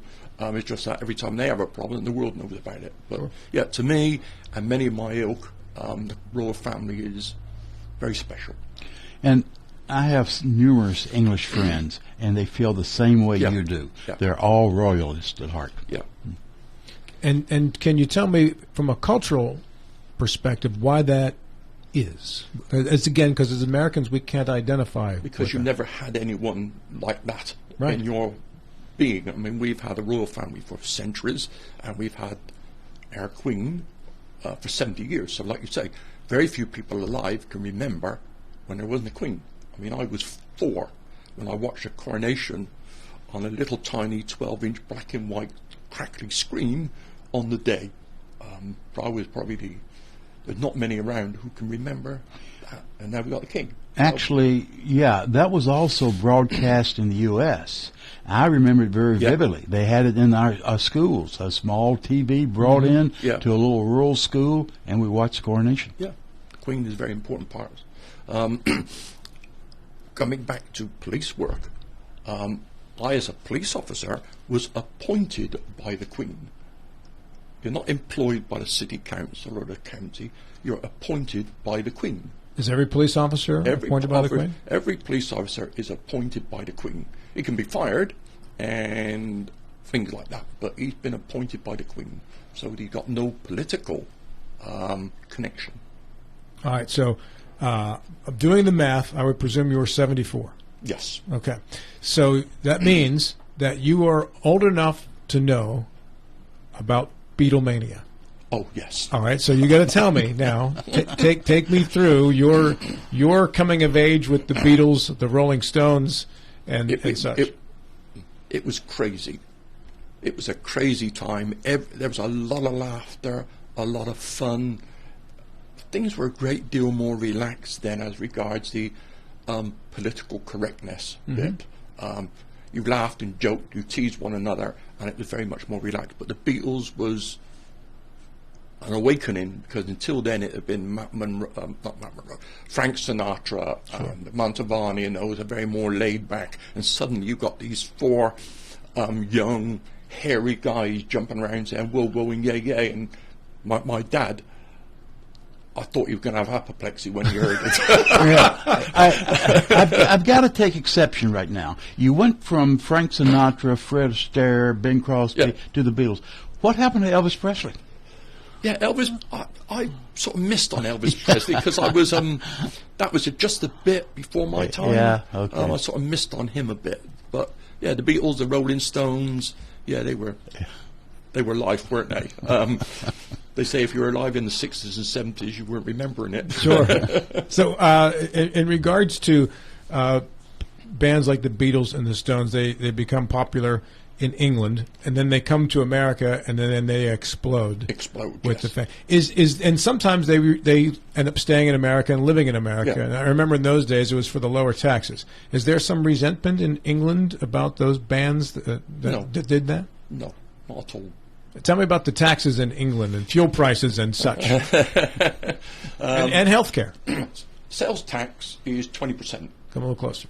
Sales tax is 20% on everything, okay, which is quite a lot. Gas is around about your price, $9 a gallon, but then a British gallon is bigger than an American gallon by 1 litre, pretty much. Mm-hmm. So, yeah, taxes, income tax is pretty much the same as it is, because I pay income tax in England on my pension, and then... You still pay that tax to England? I pay it to England on my pension. You get it here? And then when I get here, I tell the federal government how much tax I've paid, and they do the sums, and if I owe them anything, I pay it, or they sometimes give me a refund. So it's about the same over there as it is over here. So your dollar is actually going a little further in America now? Sorry? Your dollar actually is going a little further in America? It's going worse. I mean, when I came here, I was getting $1.70 for every pound. I'm now getting $1.10. Yeah, but you're losing out in the exchange. So I'm losing 60 cents every pound I bring over, which is a big hit on your income. But you're not paying a 20% sales tax. No, I'm not paying 20% sales tax. So living here is a great deal cheaper because there's no 20% sales tax, and things are cheaper anyway. Fuel is cheaper. Fuel is much cheaper, yeah. Although expensive to us, it's still less to you than it's England. expensive, but to me, pocket change. Perspective is everything, right? Yeah. Yeah. Okay. So tell me about healthcare in England. It's free, in as much as you pay it like you would income tax. As much as you earn, you pay a percentage in every month, and that covers your health care. It was very, very good, but over time they've had an awful lot of people coming into the country who are unable to pay into that fund because they're unable to work, but they still need health care. So it is stretching a little bit. It is difficult, but it's technically free. About a dozen years ago or so, it was probably the last year was 2010, I ran our youth soccer organization. And we used to bring over these coaches every year from England. Yes. And they would come in. It wasn't just us. They did various stops in America, but we were one of their stops. There were usually 4 or 5 young lads in their 20s. And one of them, while instructing, tore his knee. And he went to the hospital the next day, and they ACL injury, had to get surgery and whatever. And I remember one of the lads said to me, he's fortunate he did it in America, because had he done that in England, it might have taken him months to get an examination and probably 6 months to get a surgery. Yeah, that's the problem. The health service is very well stretched, so getting things done does take a little bit longer. Billy? Yeah, we tend to be critical of the English medical system, and to some degree Canadian as well. However, my friends and colleagues in both Canada and England are quite pleased with the system. Granted, what you said, Nigel, it's more stretched than what it used to be, but I have a good friend now going through fairly extensive medical treatment in England, and they're quite pleased with it. Yeah, it's good. Over here, if you can afford it, you can have good insurance. But if you can't, then then you got problems. Yeah. Nigel, it's almost Christmas, right? Give me compare Christmas in England to Christmas in America. Christmas is 2 days: Christmas Day and Boxing Day. The hype for Christmas starts in September, the same as it does here, and everybody goes mad for Christmas. Thank you for not swearing, by the way. Yeah. Yeah. Christmas Day is very much over there, is very much as you hear. Your family get together. It's a family day. Boxing Day, the day after Christmas Day, is when all your friends get together. I have been a number of years. We have what we call a Boxing Day afternoon tea for some of my friends. They come to my house and we have tea in china cups. We have sandwiches, we have cold meats, Christmas cake and Christmas pudding and trifles, and we sit around a table and we have an afternoon English tea, all very refined and genteel. It's my little way of saying I'm English. That sounds delightful. Yeah, it's good. Yeah. Can I assume that tea is not Lipton tea? No, it's PG Tips. I like PG Tips tea because it's a sort of tea I like. But there are other very nice teas out there, including Lipton's. I said this kind of an inside joke there. I have a neighbor, as I told you off air, who's English, and I called over there one day looking for some. They had a sore throat and I wanted some hot tea and honey. And I said, anything's fine, doesn't have to be fancy, Lipton, whatever. He said, we don't have Lipton in this house. It's not really tea. Yes. Nigel, great visiting with you. Yes. I appreciate you coming in. We've run out of time, but it's very nice to meet you and have you on the program. Looking forward to having you back on again, sir. Yeah, it would be nice. Thank you so much for the opportunity. And A.R. Emmert, your neighbor, chimed in on Facebook and said it's nice to hear you on the radio. Oh, right. That's nice. Yeah. So, 9:32, and this segment of our program today brought to you in part by the Skinner Law Firm. If you've been injured, contact the Skinner Law Firm. They'll use all their resources to get you what you deserve. Go to SkinnerFirm.com today and buy Bechtel Jewelers, taking care of you like nobody's business.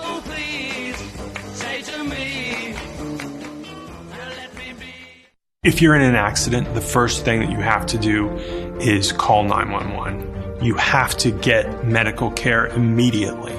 The next thing you need to do is call us.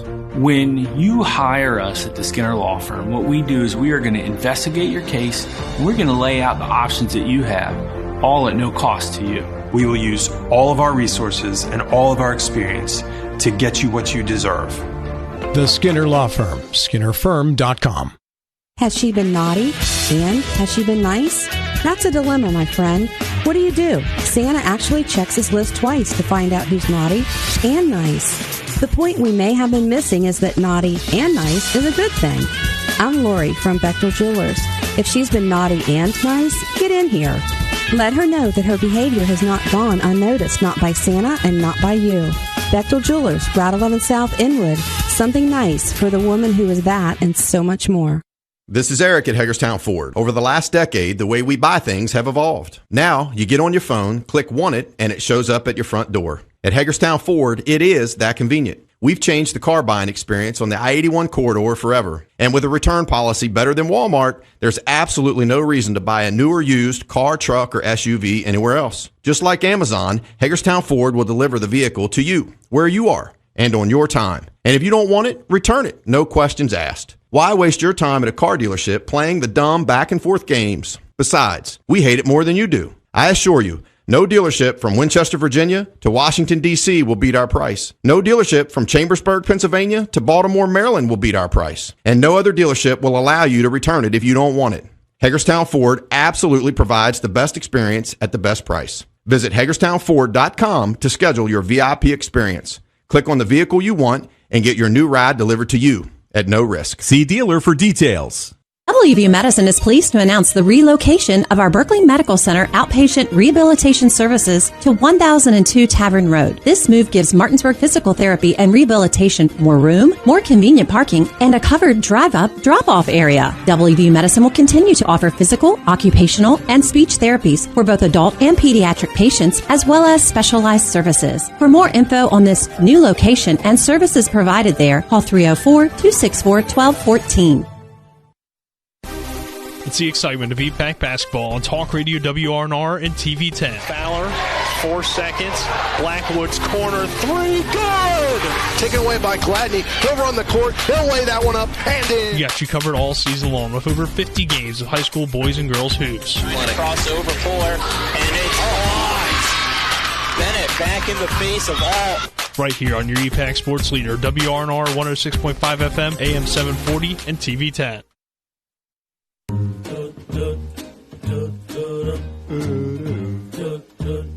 This segment of our program today is brought to you in part by WVU Medicine, Berkeley Medical Center, Jefferson Medical Center, leading healthcare here and everywhere. Also by Hagerstown Ford. You can find out more at HagerstownFord.com.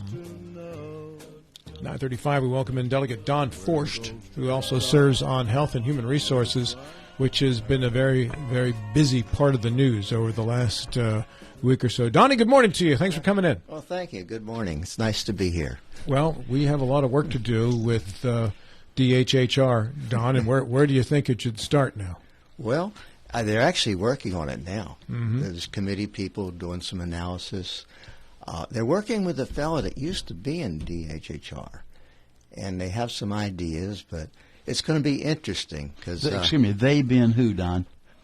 You said they are. Who's they? Okay, well, the couple people, the chairman of health and Amy Summers, are key people and very knowledgeable in that area, and they're heading up a team that's pulling some materials together.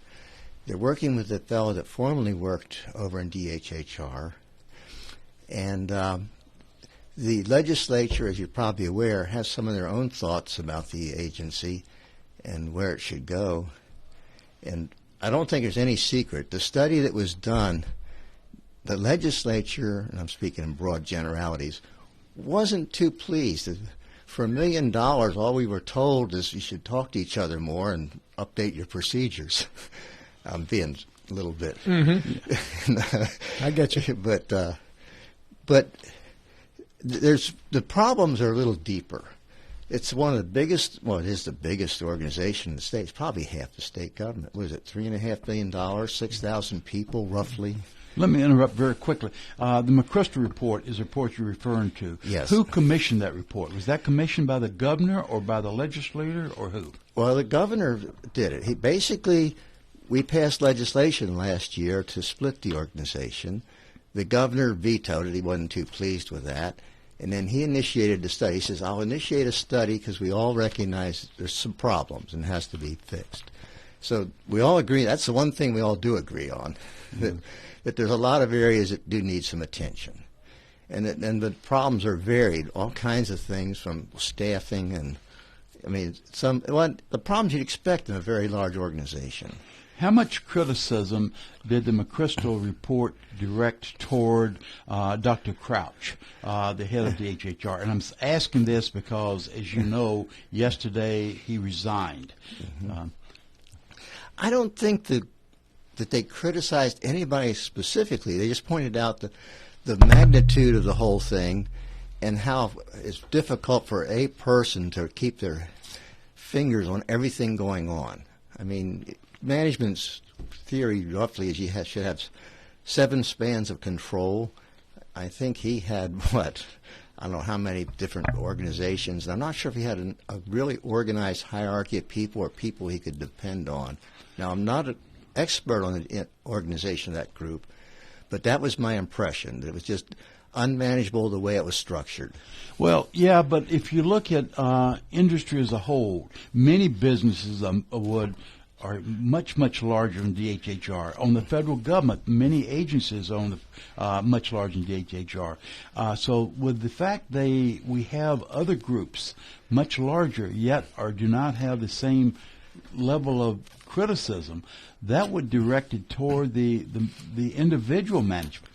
Well, that's true, and it was probably I guess the classic problem of not being able to delegate effectively. Yeah. And trust the people they delegate to. I think you're making a very good point there. So, and having the right people in place that you can delegate. Yep, that's critical. Yeah, that's critical. Yeah. So. Don Forst, our guest here on the program. Did you have another question, Bill? No, I kind of sidetracked you. You were talking about what would be done. I'm reading the article on Metro News about Delegate Summers and the active role she's playing. I do not know her, but she sounds like a very capable individual. Yeah. Does she have specific ideas, the direction she would like to go? Probably, but she hasn't put them out there. They're kind of working as a team and working together. Mm-hmm. I don't think anybody's speaking out now because it's a little too early in the game. Excuse me, I'm going to call you back up on, call you out again on the word they. Are we talking about they being on the House? We're talking about they being Senate side, okay. They being part of the administration? Who exactly is they? I'm speaking for what I know about the House. Okay, just the House. Okay, yeah, I'm not, fair enough. Not into any details at all what's going on in the other chamber. Fair enough, okay. Okay, so I interrupt you. You don't know exactly which direction they are going, but you think you have confidence they have a pretty good idea what should be done. Yeah. And of course, I have my own opinions. Let's hear them. Yes, that's right. Okay. I think that... Now, excuse me, your opinion, are they as well as they not? Okay. My opinion is to be able to restructure. I think it does need to be split. And I think a very simple, logical split is anything that pertains to workforce, which should be separated out, because workforce is a critical area for our economic development activities and everything else. And everything health-related, leave that somewhat together, because those are two logical groupings. The other thing and this is a sort of a pet peeve of mine, is that almost every agency in the government has remote offices, remote people, and every agency seems to be on their own finding office space or where to put them. And I think that's kind of crazy. I think that the state government should have centers where all the agencies would have an office, but to have the overhead taken care of by one group, not every agency worry about leasing things, maintaining things. Such as the federal government's GSA that does that for all the agencies. Yes, that's a good model. Yeah. Okay. And then managing remote people is a challenge. They have to have clear-cut charters and responsibilities, but the policy and responsibility has to stay back at headquarters or in Charleston. Don, 25.46% of the state budget gets directed to the Department of Health and Human Resources, which is an awfully large chunk of the state's budget. That's over $1 billion. Yet we hear it's underfunded. We hear that we can't attract an appropriate level of employees or number of employees there because the pay isn't good enough, and we can't retain them as well for those reasons, too. So, if Don Forst is running things, what do you do to correct that problem? Does it result in more money being steered toward DHHR or better use of the money that's at DHHR? Well, I think it's better use of the money. I think we need to be more efficient. I think we should even outsource a little bit more. That seems to be a dirty word with a lot of people. Mm-hmm. I mean, they don't like to see their empires taken apart. But there's a practical, and if you look at the government as a whole, our number of state employees per capita is really up in the higher end of all the states. We don't slack in terms of how many people we put in our government. Our population's been shrinking a little, and our government's been growing. Something's not right here. Has that been the case the last few years? Because President Blair keeps making the point that we're on zero budget, if you will, that we have not been growing. We've been reducing. Okay, in the last, I guess 2 or 3 budget cycles, they have done that. Yeah. But that's a tricky thing. they've tried to control the growth of government. We're still, our ratio of government people to citizens is still very high. But then we end up doing supplemental appropriations at the end of the year. And the governor kind of played that game well, because there's a big pot of money there, and he managed to spend most of it where he wanted. With new staff? Not necessarily staff, some. Okay, but then when we talk about growing government, we generally talk about growing government with personnel, and the additional budget going into agencies are usually very directed and kind of a one-shot deal. So I'm groping a little bit when you say growing government. And yet I have not seen the evidence of growing government. Well, I'll concede the point. It hasn't grown much in the last few years when we've been what they call a flatline budget. Yeah. But we've still managed to spend all that money, even the surplus. Yeah, we do that. But yet the argument can be made, and I'm one of these, that we have a lot of needs in this state still. We've made progress in certain fronts. We have areas in other fronts we have not made the same progress. I'm not a believer in just throwing away money, but I do believe that there are directed places that we need more attention. Okay. I don't think our resources are applied appropriately, and examples are how things are allocated. The county just pointed out that just something as simple as our economic development groups, they're still aligned and populated and funded by how population distribution was 12 years ago. We haven't, as needs shift around the state, we haven't shifted people. So that we're not making effective use of the people. Some areas have more than they need and are coasting. Other areas are struggling and understaffed. Same thing with magistrates. We've been fighting that for years. And the state police, we just went through that with the salaries and ended up having to make a terrible compromise. We couldn't help just the people that needed it. We had to help everybody for an amount that was, what, a couple $100,000. Yeah. That's kind of a different subject. That falls under the realm of locality pay that we've been paying. That's true, but it affects all the agencies, including this one. Yeah. Let me go back very quickly to the point you made earlier about having the right people to manage an organization. With the head of DHHR, the government makes the appointment. Does the legislators have a role in confirming the appointment? I don't believe so. I don't even think they consult us on all this. There's been a whole rash of appointments lately. As far as I know, we've had no hand in that. The governor's out there quickly trying to fix things and not collaborating. As far as I know, not collaborating at all with the legislator. Well, I'd like to see that changed. That would probably require a constitutional amendment.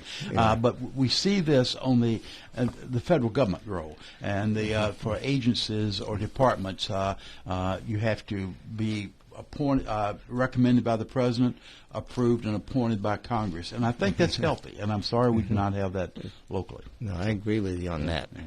Don, what's the target for a time to fix this? Do you hope to have something accomplished by the end of the legislative session, or is that way too optimistic?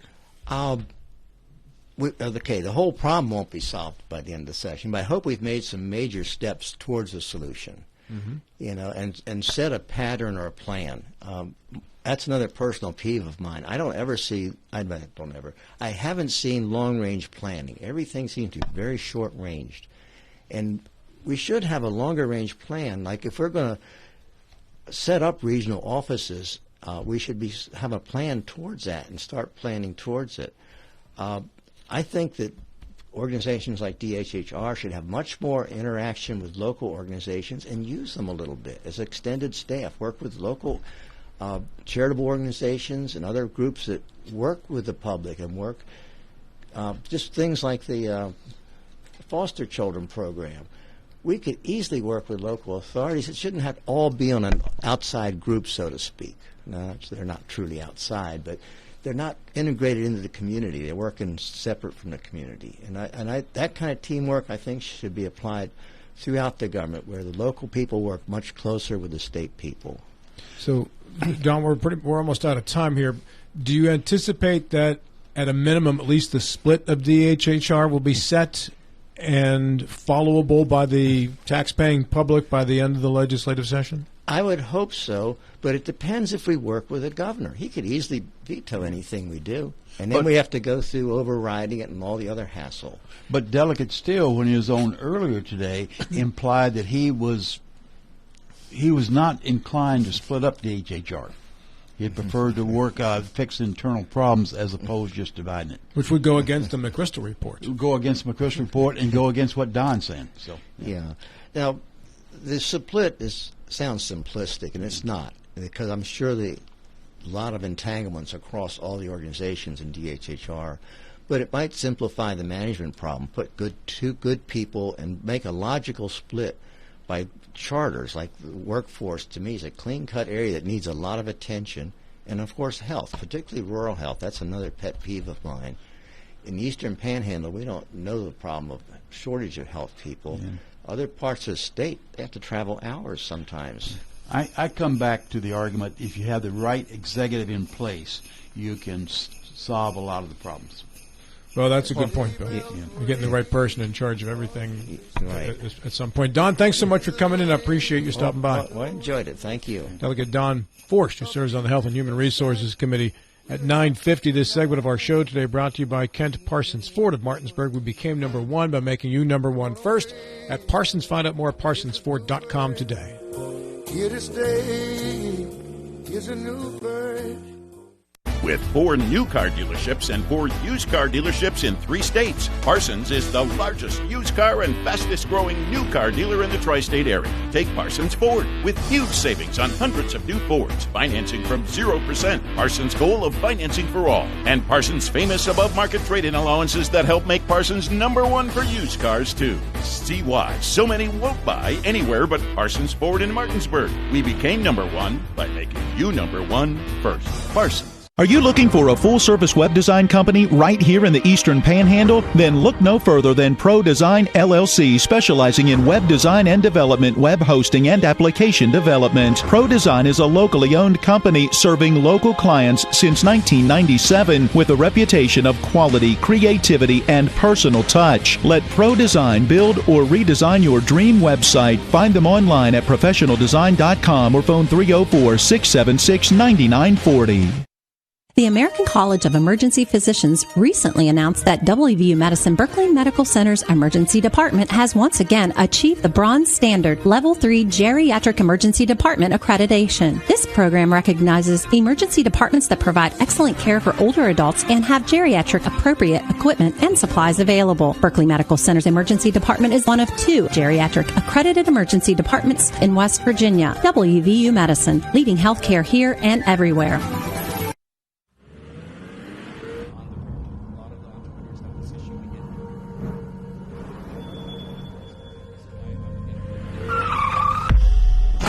You've been in an accident. A distracted driver put texting over safety.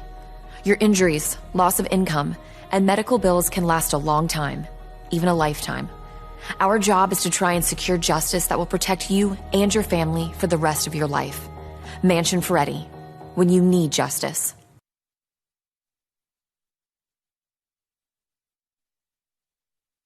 You better watch out. This segment of our program today brought to you in part by the Mansion Ferretti Law Firm in Martinsburg, where it's about seeking justice for you. Go to wvjusticelawyers.com today. In studio with the Admiral for a final segment here.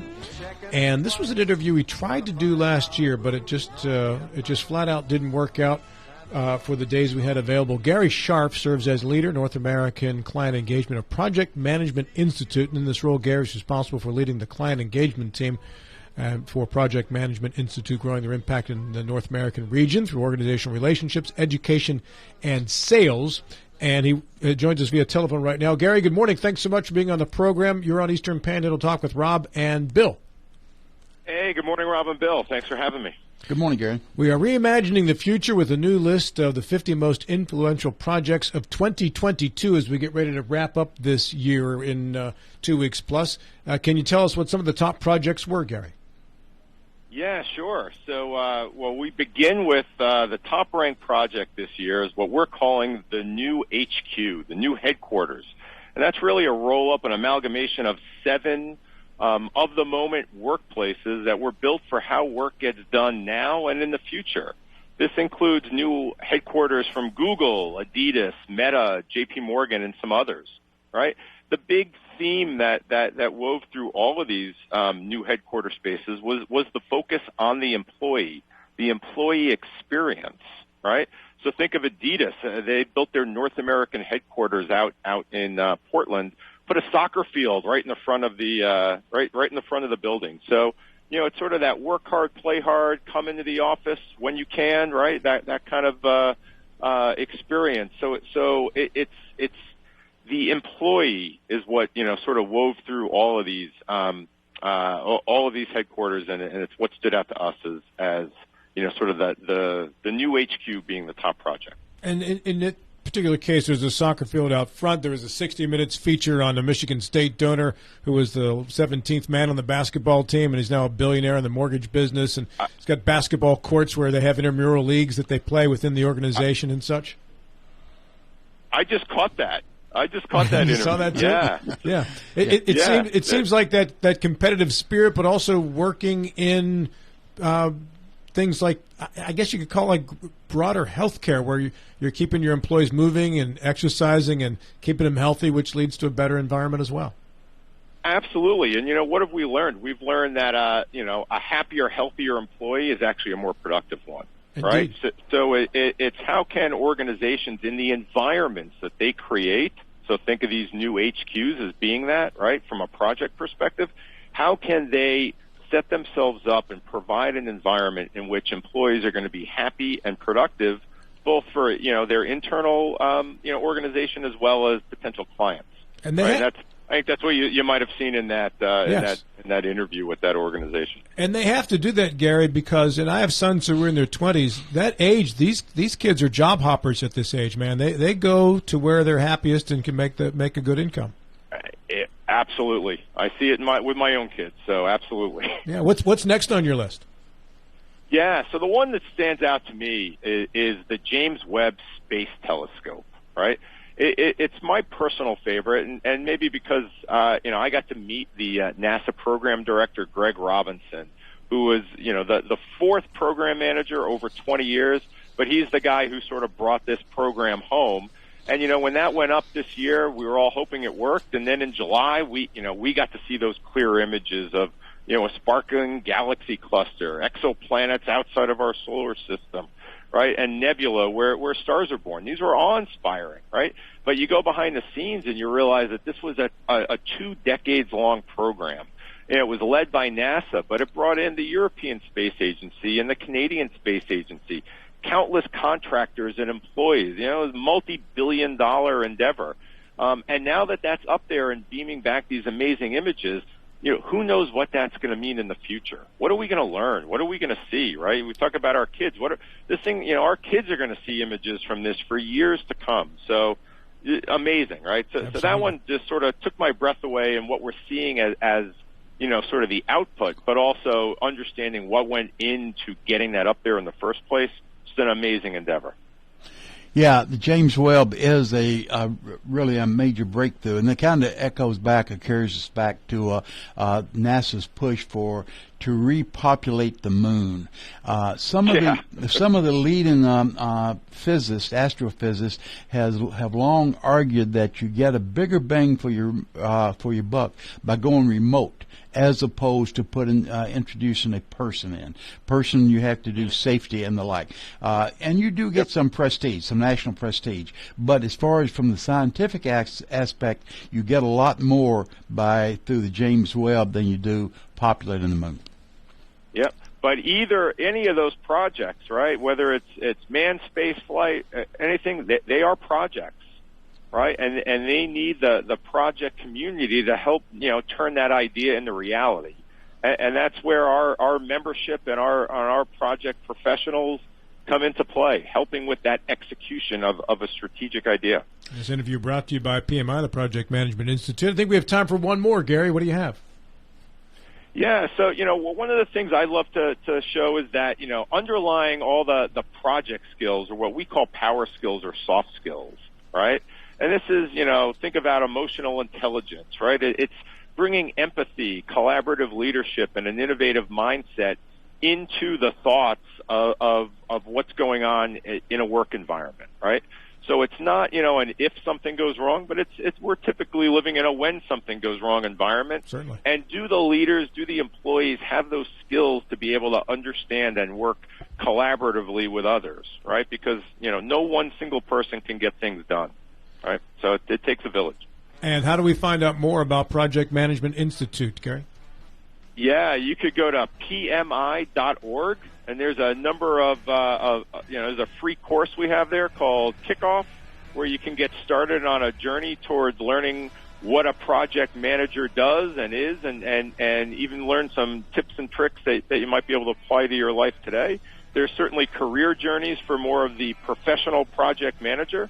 That's found at PMI.org, and if you want to learn more about these 50 top projects and other lists that we have, you can go to MIP, Most Influential Project.pmi.org, and get the full list of the top 50 projects of 2022. Thank you, Gary. Have a great day. It's 10 o'clock. The Dave Ramsey Show is next. We'll talk to you again in 22 short hours.